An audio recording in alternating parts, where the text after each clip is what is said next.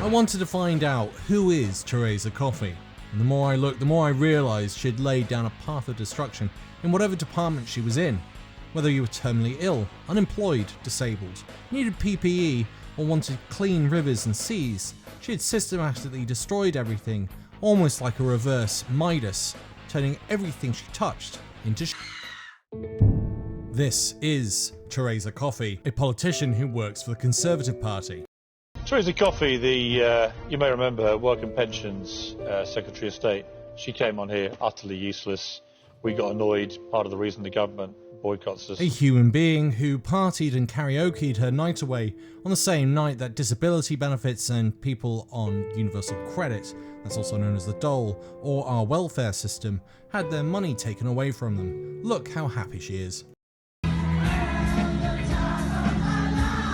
And frankly, she has a record as long as my arm of complete and utter ineptitude, both in front of committees and in front of camera. You just caught a slight taste of it with Piers and Susanna.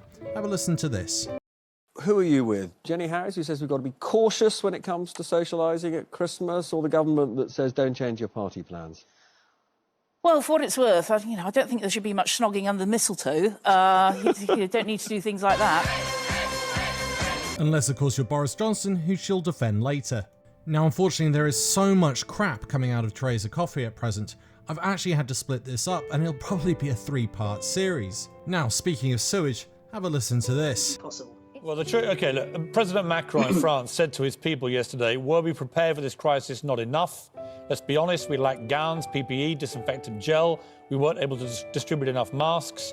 Like you've seen delays, weaknesses in our logistics. What mistakes has your government made? Oh, and they made so many, and you can see that all in my video, So Many Lies, and I'll leave a link in the description and in the comments.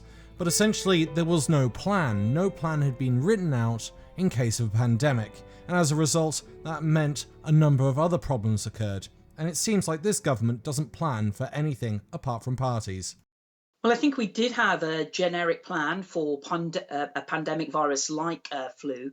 In terms of preparedness, we did have a lot of stocks. I think what's fair to say is that they were not getting distributed around the country as quickly as we would like. Just a total barefaced lie. So in certain instances, we were short by 50 to 90% of stock because no one had been bothered to keep the stock in check and updated and checking to see if it had expired or not. And also, there was no production facility which we had to build up from scratch. To clarify, though, the question I asked you was, in the spirit of Emmanuel Macron admitting to a series of errors in preparedness, what errors in preparedness are you prepared to admit on behalf of the British government? Well, I've just flagged that I think we have a plan which is largely being well followed. You've told me you have a plan, but the plan has left... The plan, with respect to you, Ms Coffey, the plan can be any plan you like, but the plan has left NHS frontline workers chronically short for much of this crisis so far of the right PPE. We know it has left care workers chronically short as we speak now of the right PPE.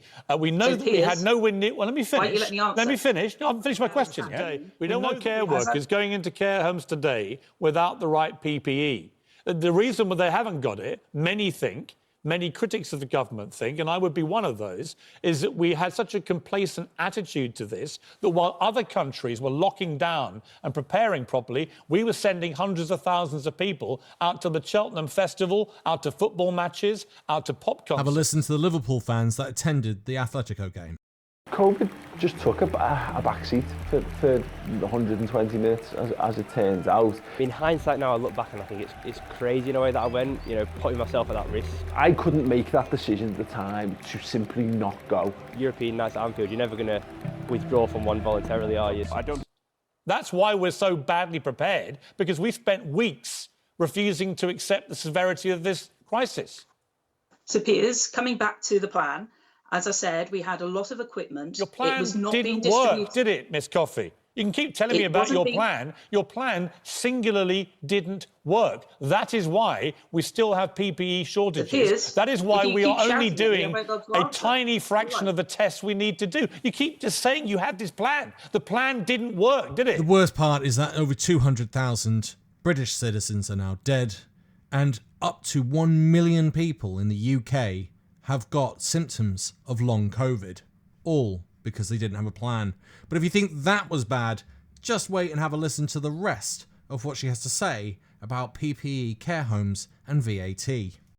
Care homes, in one example, paying £8,000 a week for PPE and being charged VAT on that. Now, they say VAT is not charged when PPE is ordered into the NHS, but it is into the care sector. Why have we got a two-tier system when you keep repeating the mantra, we are trying to save lives? She goes on to say about delivering 8 million pieces of equipment, but what she doesn't say is anything about the VAT, and Susanna presses her on it. And why are you charging VAT to the care sector on PPE? So I think for the care sector, the VAT issue, to be open with you, is they can reclaim the VAT. I think...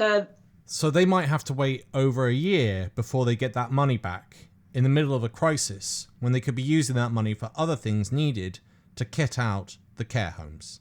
Therese Coffey is a total idiot with zero empathy for any of the people suffering inside those care homes. In essence, they won't pay any VAT on it ultimately. So I don't think that's a particular issue. Well, why charge them? Why charge them VAT? Why don't you just do what you've done with the NHS and remove VAT from all PPE for all care homes right now on this programme? Just do the right thing. So VAT is not an issue when it comes to procurement of VAT PPE. is an issue because we've just literally spoken 1 hour ago to the people running care homes in this country who don't understand why you're charging VAT on PPE for care homes when you've removed it from the NHS. Why?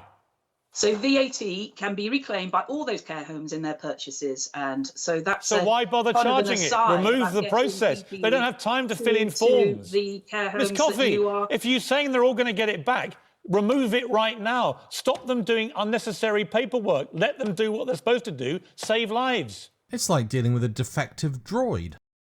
The important thing, Piers, is that people can go to wholesalers, get PPE. They can also benefit from deliveries which are being made to care homes. This is all being done on clinical need. It is being distributed, and we are increasing the production, but also the testing of PPE. So whether that's businesses like Burberry's having to go through the testing process to make sure the gowns that they are committed to producing will actually be valid for use. What does that have to do with the VAT? You should be testing them, absolutely. But that's not what he's asking, and she's just gone off on one again. Do you know how many care workers? Do you know how many care workers have died of coronavirus or are currently seriously ill with it? I don't know the answer to that. Do you know how many NHS workers have died from coronavirus? I don't have the answer to that. I know that. How can you? I'm not being funny, but how can a member of the British government sent out to talk to the media have literally no idea how many NHS workers or care workers have died? Either because they're inept or they don't care. Let me give you a bit of help. Here's the front page of today's Daily Mirror. Has the pictures of all the NHS workers who've died. Why don't you know this stuff? Matt didn't know how many NHS workers had died the other day. Why is it the journalists seem to know more than you do about how many people are dying on the front line of this?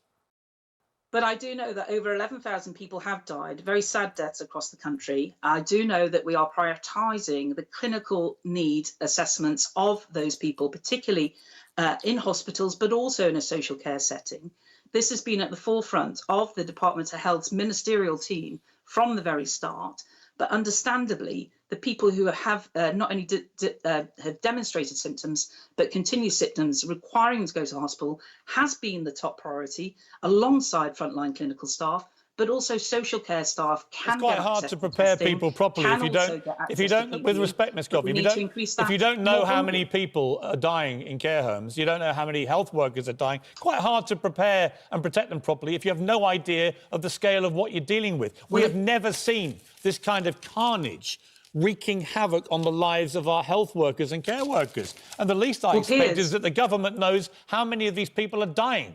Shouldn't be too much to ask. This is only part one of a cacophony of mistakes from Coffey. In the meantime, I'd like to say a big thank you to all of my YouTube and Patreon supporters who keep this channel going and growing. If you would like to support the channel, links are in the description. Otherwise, you can just do it for free by clicking the like and subscribe button. Thanks for listening, and bye for now.